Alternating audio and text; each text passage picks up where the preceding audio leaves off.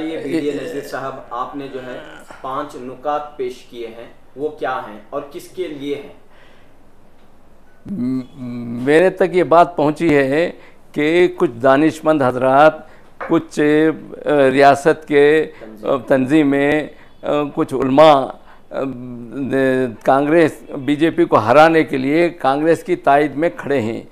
तो मैं उनकी तरफ से है ना, उनकी तरफ से कांग्रेस के लीडरशिप से ये दरख्वास्त कर रहा हूँ, जबकि इतना बड़ा सपोर्ट है ना इन लोगों से आप लोगों को मिल रहा है, तो आप लोग है ना मेरी एक लोगों से, मेरी कांग्रेस की लीडरशिप से, कांग्रेस के एमएलए एमपी से मेरा ये दरख्वास्त है कि अमन शांति को बनाए, दरख्वास्त नंबर 1, अमन शांति को बनाए रखने और मुल्क में फसाद होने से बचाने के लिए, जब भी कोई कहीं भी है ना फसाद होने का चांसेस लग रहे हैं, जहाँ पर हिंदू मुस्लिम बनने का चांसेस लग रहे हैं, उस वक्त है ना आप कांग्रेस पार्टी के वर्कर्स है ना इनके दरमियान में दीवार बनकर है ना हिंदू मुस्लिम फसाद होने से बचा लें। जिस तरह से है ना केरला में कम्युनिस्ट पार्टी के लोग हैं ना जब फसाद होता है तो बीच में दीवार बनकर है ना फसाद को रोकते हैं, इसी तरह से आप भी ये काम करें। और मेरा दूसरा कांग्रेस पार्टी से दूसरा दरख्वास्त ये है, क्या पार्टी इस बात का वादा करती है कि अपनी पार्टी के एमएलएस और मिनिस्टर्स को ओबीसी के मसाइल पर ओबीसी को बोलने देंगे, दलितों के मसाइल पर दलितों को देंगे और मुस्लिम मसाइल पर मुसलमानों को खुलकर है ना बात करने के लिए देंगे। इस बात का भी यकीन दहाई करें आप लोग। पुलकेशी नगर में जो लोग, तीसरा नंबर मेरी तीसरी दरख्वास्त ये है कि पुलकेशी नगर में जो भी मुसलमान जेलों में हैं, उनके वालिदैन है ना गरीब लाचार परेशान हैं, उनकी परेशानी को दूर करने के लिए उनकी रिहाई को यकीन दहानी करे। चौथा, जो मुस्लिम रिजर्वेशन छीना गया है उसके जीवों को वापस लेकर इंसाफ करे।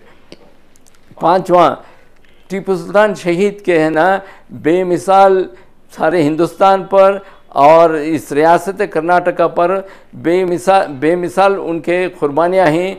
उनके कुर्बानियों को याद रखने के लिए, ज़िंदा करने के लिए बेंगलुरु मैसूर एक्सप्रेस वे को है ना टीपू सुल्तान शहीद एक्सप्रेस वे का नाम देकर रहना उनके साथ इंसाफ करे। बस कर्नाटक के May 10 का इलेक्शन का मेन मुद्दा बीजेपी के कम्युनल सियासत को हराना और कांग्रेस के सेकुलरिज्म को जिताना बन गया है। दर हकीकत बीजेपी का खौफ और कांग्रेस की सेकुलरिज्म की उम्मीद, साफ तौर पर बीजेपी का खौफ और कांग्रेस की उम्मीद दोनों मुल्क की अवाम, ख़ासकर उम्मत मुस्लिमा के लिए ख़तरे से खाली नहीं। डर और खौफ से जब तक बाहर निकलते नहीं तब तक हम अपने वोट का सही इस्तेमाल, सही फैसला ही इस्तेमाल नहीं कर सकते। हकीकत में कांग्रेस का झूठा फरेबी धोखेबाज सेकुलरिज्म भी मुल्क और मुल्क की अवाम और उम्मत मुस्लिमा के मसाइल से खाली है और बीजेपी का तासुब भरा कम्युनिज़म भी इन तमाम मसाइल से खाली है। कोई चीज़ है ना उस मसाइल से अगर खाली है तो सिर्फ जुमला, सिर्फ सेकुलरिज्म या कम्युनलिज्म का क्या मतलब है? ये इस मुल्क के साथ, मुल्क के अवाम के साथ एक बहुत बड़ा मजाक जो गिनीज बुक ऑफ रिकॉर्ड में कायम करना, ऐसा मजाक है ना 70 साल से है ना 6 साल से मजाक चल रहा है। सेकुलरिज्म और कम्युनलिज्म दोनों एक जुमला हैं, ना खाने की चीज़ है, ना पीने की चीज़ है, ना थक कर सोने की चीज़ है। इस बात को हिंदुस्तानी अवाम आज हिंदुस्तानी अवाम समझने से खासिर है, जिसके चलते ये मुल्क और मुल्क की अवाम और हम मुसलमान जल कर तबाह होकर बर्बादी का सामना कर रहे हैं।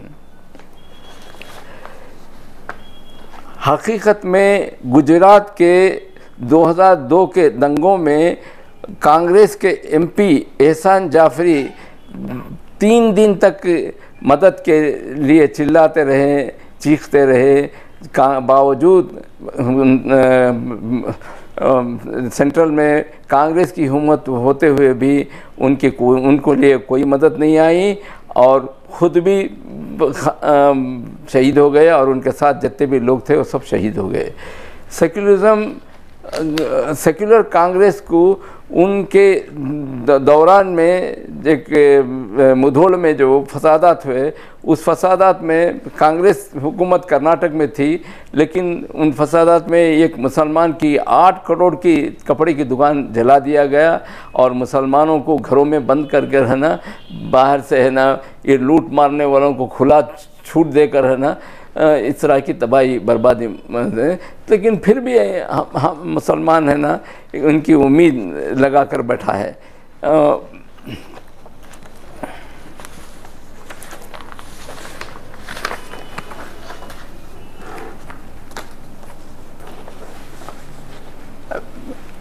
इसके चलते, इस सेकुलरिज्म और कम्युनिज्म के चलते आज इस मुल्क की अक्सर इस मुल्क का के तमाम लोग है ना 2 हिस्सों में बढ़ गए हैं। एक है ना वोटिंग क्लास और दूसरा रूलिंग क्लास में तब्दील हो गए हैं। वोटिंग क्लास का काम सिर्फ वोट करना, रूलिंग का क्लास का काम रूल करते ही रहना। जब तक है ना ये सिस्टम चलेगा उस वक्त तक इस मुल्क में कोई तब्दीली नहीं आ सकती। वोटिंग क्लास में हम लोग इन्हें इस मुल्क के बाशिंदे लिंगायत, वक्कलिगा, आदिवासी और दलित और मुसलमान और दूसरे माइनॉरिटीज़ आते हैं वोटिंग क्लास में। रूलिंग क्लास में इस मुल्क का ब्राह्मण और क्षत्रिय और वैश्य जो तिजारत करने वाले, ये 3 है ना रूलिंग क्लास में आते हैं। इन लोगों को अच्छी तरह से मालूम है कि जब तक है ना हम लोग है ना इन वोटिंग क्लास को चैन से बैठने नहीं देंगे, इनको हिंदू मुसलमान के नाम से लड़ाते रहेंगे और है ना ये तबाह होते रहेंगे, मुल्क तबाह होने दो, कुछ भी होने दो, हमारे एक तो उनको कुछ नहीं देना और बग़ैर कुछ दिए हुए भी इनको है ना ये लड़ाई में झोंक कर है ना हमेशा से लड़ते रहे, तो हम हुक्मरानी हमारी आसानी से चलते रहेगी। इनकी हुक्मरानी उस वक्त तक चलेगी जब तक ये फसादात कंटिन्यू होते रहेंगी। इस वजह से उनको है ना इस फसादात को कंटिन्यूटी को यकीनी बनाना उनकी ज़िम्मेदारी। जिस दिन है ना ये इन फसादात अगर रुक गए तो लोग है ना अपने आप को सोचने समझने लगे कि भाई किस वजह से ये मुल्क में हमारे साथ ऐसी नाइंसाफ़ी हो रही है, हमें कुछ नहीं मिल रहा है, हमें कौन इस तरह की हमारी ज़िंदगी बसर करने के लिए कौन ज़िम्मेदार है, बल्कि अगर सोचने में वो मजबूर हो गए तो उस वक्त है ना ये लोग है ना अपने मसाइल पर है ना एक दूसरे के करीब अगर हो गए, उस दिन है ना रूलिंग क्लास की छुट्टी हो जाएगी। इस वजह से वो हमेशा से ये चाहते हैं कि किसी तरह से है ना फसाद बर्पा हो, मुल्क जलता रहे, मुल्क की अवाम तबाह बर्बाद होते रहे, उस वक्त ही हम चैन से हमारी हुकूमत है ना चलते रहेगी। ये बात उनके दिलों में बढ़ गई है। इसी वजह से वो कभी इस मुल्क में अमन और चैन को, शांति को लाना नहीं चाहते। जिस दिन अमन और चैन आ गया तो उस दिन है ना वो समझते हैं कि भाई ये लोग खरीब हो जाएंगे, हमको है ना इस मुल्क के इक़्तिदार से उतार देंगे। तो इस वजह से ये लोग है ना इस तरह से कंटिन्यू करेंगे। इसमें वो लोग कोई तब्दील नहीं होंगे, हमको तब्दील होना है, हमको सोचना है जो लड़ने मारने वाले हैं। कब तक एक तरफ इस मुल्क के बकलिगा लिंगायत को, दलितों को, आदिवासियों को, दूसरी तरफ मुस्लिम और दूसरे माइनॉरिटीज़ को, कब तक इनकी कुर्बानी देते रहेंगे? 70 साल में लाखों करोड़ों लोग हैं ना ख़त्म हो गए, करोड़ों लोगों की जान चलेगी, करोड़ों मालियत के इस मुल्क के सरमाया आतिशनुमा हो गया।